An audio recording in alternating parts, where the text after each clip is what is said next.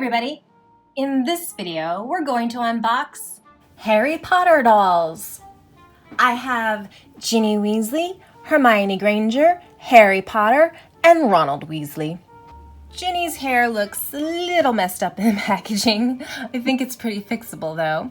They clearly come with a wand and their school robe. They're wearing their school uniforms, and on the back of the box is a little character description of each one. And here's Ginny's. Ginny Weasley is Ron Weasley's younger sister and a fellow Gryffindor.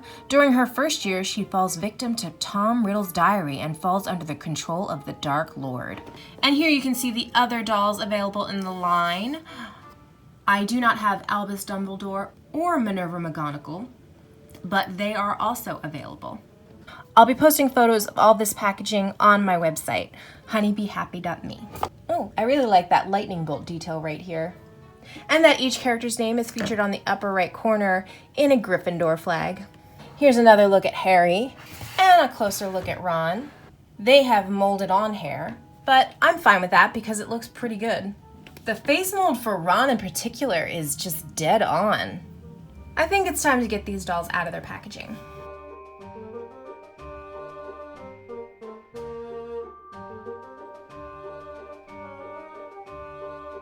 So here they are out of their packaging, and I really like them. Their face sculpts are really good, especially in replicating the individual features of the actors at this age.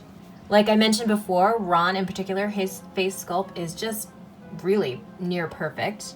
Here is a close-up of Harry. You can see his glasses are sort of attached with plastic. Let's see what happens when I take that off. Okay, they do stay on, so that's great. The guys' outfits are two pieces, the sweater and pants Velcro in the back. It's a printed on detail with an attached collar, and they have their wands attach their hands with a rubber band, which I really want to keep because I like that they're all holding their wands, and the wands have detail that very much resembles what they look like in the film. Ron's even has like what appears to be a little bump, as if there's tape holding the wand together. It's just all one color, so you can't really see it. But yeah, it definitely looks like that's supposed to be tape holding it together. They can kind of balance on their own a little bit, which I really like. Here is a close-up of Hermione. Her hair is very much as it appeared in the first film. I love her little freckles. The girls' outfits are also two pieces. The sweater top is all one piece and Velcro's in the back, and the skirt also Velcro's in the back. The girls are wearing socks and these little Mary Jane style shoes. They have a slight heel because the girls' feet are slightly at an angle, while the guys' feet are flat.